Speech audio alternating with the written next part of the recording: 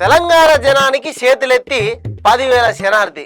ఇవాళ మనం పింకీ పాంకిల జాతకం, అదే పింకీ పార్టీని నడిపిస్తున్న నా సొంటల్లో నడిపిస్తున్న పార్టీ పెద్దల పంచాంగం ఎట్లున్నది అనేది తెలుసుకుందాం.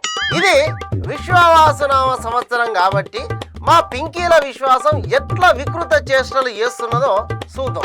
ఈ మాట నేను ఎందుకు చెప్తున్నా అంటే, రాబోయేది మన ప్రభుత్వమే అని మాలాంటి వాళ్ళకు లేనిపోని ఆశలు పుట్టిస్తున్నారు. దాన్ని నమ్మి కొందరు అక్కడక్కడ రెచ్చిపోయి కేసుల పాలవుతున్నారు. కాబట్టి మా వాళ్ళు చెప్తున్న దాంట్లో నిజమెంత అనేది చూడాలి. అట్లనే మా వాళ్ళ జాతకంలో ఎట్లాంటి ఫలితాలు ఉండబోతున్నాయి అనేది కూడా చూడాలి. ముందుగా మా పెద్ద బాబు ఫామ్ హౌస్ తోని ఫెవికాల్ బంధం ఉన్న పెద్ద మనిషిది. ఫామ్ హౌస్ కు రారాజు, అసెంబ్లీకి రా రా అని ఎంత చెప్పినా రాని రారాజు. రాశి ఫలాలు ఎట్లున్నాయో చూద్దాం. మన పెద్ద మనిషి రాశి వచ్చేసి వడ్ల రాశి. అంటే ఫామ్ హౌస్ లో వరేసి 4,000 కమ్మిండు కదా ఆ నడుమ, అగో ఆ రాశి. పెద్ద మనిషి రాజ్య పూజ్యం 39 మైనస్ 15. కోరిని ఇదేం పంచాంగం? 39 మైనస్ 15 అనేది ఉంటుంది ఎక్కడైనా? మరి ఎందుకు ఇట్లా చెప్పింది? ఓహో, అర్థమైంది. పోయినసారి ఎన్నికలలో గెలిచిన వాళ్ళ సంఖ్య అన్నమాట. దాంట్లో కొందరు సారొద్దు మీరు అన్నోళ్ళు ఆ 15 అన్నమాట. అది పోతే మిగిలిన 24, ఈ 24 మంది 24 గంటలు బయట చేసేటోళ్ళే. వాళ్ళతోని ఊగాలదు, పీర్లేవదు. ఇక అవమానం 119 నుంచి 24 పోతే మిగిలింది అవమానమే. అంటే 95 అవమానం. ఇంత అవమానం మూట కట్టుకున్న పెద్ద బాపును కొందరు మా వాళ్ళకు ఉబ్బాగా సారే కావాలంటున్నారే అని పాటలు పాడతారు. ఏం చేస్తారు, వాళ్ళకు ఈ ముచ్చట్లు తెలివై కదా. ఇక రాబోయే 10-15 ఏళ్ళ వరకు రాజభోగం లేదు మన పెద్ద బాపుకు.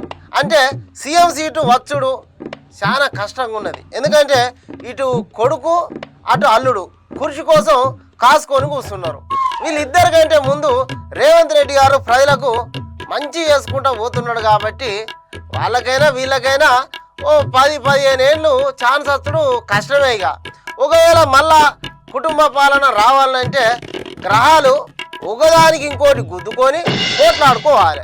అప్పుడు మాత్రమే ఛాన్సులు ఉన్నాయి.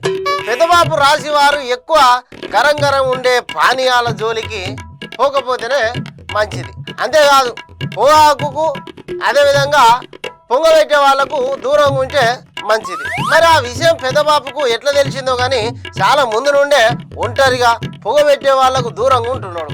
ఇక రెచ్చగొట్టే మాటలకు కాలం చెల్లిపోయింది. కాబట్టి కొత్త ఎత్తుగడ ఏమన్నా ఎంచుకుంటే బెటర్ అని ఈ సంవత్సరం పంచాంగం చెప్తున్నది. ఇక అక్క, మా పెద్ద అక్క జాతకం చూస్తే చాలా సమస్యలతోని కూడుకొని ఉన్నది. అక్క రాశి యాదికొచ్చే రాశి. అంటే 10 ఏళ్ళు రాని సమస్యలన్నీ ఇప్పుడు యాదికి వస్తుంటాయి.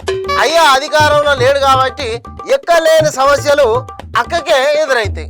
మహిళా బిల్లు కానీ, బీసీ ఉద్యమం కానీ, జ్యోతిరావు పూలే విగ్రహం కానీ కొత్త ముచ్చట్లు యాదికి వస్తాయి. కాబట్టి అక్క రాసే యాదికొచ్చే రాశిగా నామకరణం చేసిండ్రు పంచాంగకర్తలు.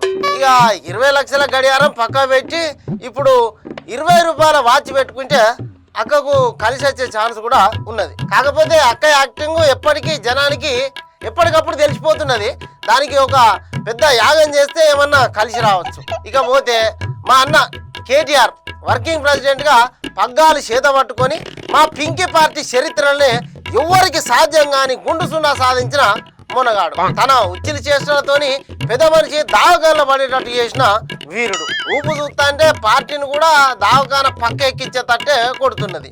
ఎందుకంటే అన్న అక్కతోని బావతోని పోటీ పడి మరి స్పీచ్లు దంచుతున్నాడు. ఇక అన్న రాశి వచ్చేసి ఫేక్ రాశి. ఫేక్ రాశి ఏంది అని నేను కూడా అనుమానం పడ్డా. కానీ ఇగో పంచాంగంలో అట్లనే ఉన్నది. ఇన్ని రోజులు ఫేక్ వార్తలను ప్రచారం చేసి ఉన్నాడు కదా. ముందు ఆ ఫేక్ వార్తలనే నమ్ముకొని ఉన్నాడు. కాబట్టి అన్నకు ఫేక్ రాసి వచ్చిందో ఏమో మనకు తెలియదు. కానీ ఫేకింగ్ వార్తలకు కింగ్ అవుతాడని ఉన్నది ఇలా. ఇక ఈ విశ్వావసునామ సంవత్సరం ఫేకింగ్ వార్తలకు మస్తు విశ్వాసం ఉంటది అనుకుంటున్నాడు అన్నగారు. కానీ నిజం నిమ్మలంగా తెలుస్తుంది కాబట్టి ఆ ఫేక్ వార్తలకు చెల్లుబాటు కొద్ది కాలమే అనే సంగతి తెలియదు అన్నకు. ఇక ఎవ్వరకున్నా లేకున్నా అన్నకు జైలుకు పోవాలని మస్తు బలమైన కోరిక ఉన్నది. పోవాలని ఉత్సాహంతో ఉన్నాడు. తెలంగాణ సర్కార్ మాత్రం జైలుకు పంపకుండా ఎంపీ ఎన్నికలలో గుండు సున్నా వచ్చేటట్టు చేసి అంతకంటే పెద్ద శిక్ష వేసింది. రేపు పంచాయతీ ఎన్నికలలో కూడా పెద్ద సున్నా వచ్చేటట్టు చేసి ఇంకొక శిక్ష వేస్తుంది. అన్న మనసులో ఇప్పటికిప్పుడు అధికారం నాకు అత్తే మంచిగుండు అనే ఆలోచనతోని ఉన్నాడు. ఎందుకంటే అప్పటి సుఖాలు మిస్ అవుతున్నాయి కదా. సినిమా ఇండస్ట్రీ వాళ్ళతోని, డ్రగ్స్ వాడేటోళ్ళతోని మంచి దోస్తాను ఉంటుండే. పెట్టుబడుల పేరుతోని విదేశాలకు పోయి చేసిన జలసాలు అబ్బా చిన్న వైభోగం ఉండకపోయేది అన్న జాతకం. ఇక అన్న బాగుపడాలంటే చాలా ఓపిక పట్టాలి. నిజమైన వార్తలనే ప్రచారం చేయాలి. పైసలు ఇచ్చి మరి తప్పుడు వార్తలను ప్రచారం చేసుడు బంద్ పెట్టాలి. ఆ నల్ల నువ్వులతోని నెత్తి మసాజ్ చేయించుకోవాలి. తెలంగాణ రాష్ట్ర అభివృద్ధిని అడ్డుకునే దానికి ప్రజలను రెచ్చగొడుతున్నాడు కదా, అగో అది తగ్గించాలి. లేకపోతే జనమే మళ్ళొకసారి పెద్ద గుండు సున్నా ఇచ్చే ఛాన్సు ఉన్నది. ఇక అన్న జాతకం ఇట్లుంటే నాకు తెలిసినంత ఈ పిల్ల బచ్చగానికి ఇది ఏం తెలియదు అనుకునే భావజాతకం ఎట్లుండదో చూద్దాం మరి. ఆహా ఓ అబ్బబ్బా, అరే ఇంత బాగున్నది ఈ జాతకం. అరే ఎవ్వలకు లేనంత ఎలిగిపోతున్నది ఈ జాతకం. ఎవరిని ఓ మై మిస్టేక్, వేరే పేజీ ఇలా లేదు ఏడున్నట్టున్నది. సరే ఈ ముచ్చట మాత్రం తప్పకుండా చదవాలి. ఏంటంటే బావ సత్య హరిశ్చంద్రుడు అనుకుంటాం కానీ కాదు. గడిచిన 10 ఏళ్ళల్లో బావ పట్టుకున్నదల్లా బంగారమే. కాళేశ్వరం ముట్టుకుంటే అది కూలింది, కానీ బావగారి కుటుంబం మాత్రం నిలబడ్డది. తర్వాత ఆర్థిక మంత్రిగా గల్లపెట్టే తన దగ్గరనే ఉంచుకొని కమిషన్ ఇస్తేనే కాసులు విడుదల చేసాడు. ఆ 10 ఏళ్ళల్లో ఆడిందే ఆట పాడిందే పాట అన్నట్టు ఉన్నాడు. అన్ని ప్రజలకు తెలుసు. కానీ ఇక ఈ విశ్వవాసనామ సంవత్సరం బావకి ఎట్లున్నదో చూద్దాం ఒకసారి. బావ రాశి అగ్గిపెట్టే రాశి. ఉద్యమ కాలంలో విద్యార్థులను రెచ్చగొట్టి వాళ్ళ ఉసురు తీసిండు కాబట్టి అగ్గిపెట్టే రాశి వచ్చింది. సరే రాశి ముచ్చట పక్క పెడితే బావ అన్నకు పక్కనే ఉన్నట్టుండి అన్నను పల్టీలు కొట్టించే ఉపాయాలు చేస్తున్నాడు. ముఖ్యమంత్రి సీటుకు నేనే కరెక్ట్ అని మనసులో ఎప్పటికప్పుడు తలుచుకునే మనిషి. కోరిక బలమైనదే, పట్టుదల ఇంకా బలమైనదే. కానీ అక్క అన్నలను తట్టుకోవడం కష్టమవుతున్నది. రేపు పొద్దున నేను సీఎంను కాకుంటే ఎట్లా అనే ఆత్మన్యూనత భావం భావను కలిసి వస్తున్నది. అందుకేనేమో కొత్త పార్టీ పెట్టాలనే ఆలోచన కూడా ఉన్నట్టు ఇక్కడ పంచాంగంలో అయితే కనబడుతున్నది. పేరుకే ట్రబుల్ షూటర్, కానీ ఇప్పుడు అతనే ట్రబుల్లో ఉన్నాడని చెప్తున్నది జాతకం. తనే కారు ముందట ఎగిరిండని చెప్పుకునే రేవంత్ రెడ్డి సీఎం అయ్యిండు. కానీ నేను కాలేకపోతున్నా ఏంది అని మనసులోనే బాధపడుకుంటూ రోజు కుమిలిపోతున్నాడు. అందుకే కొద్దిగా సైలెంట్ అయ్యింది అనిపిస్తున్నది.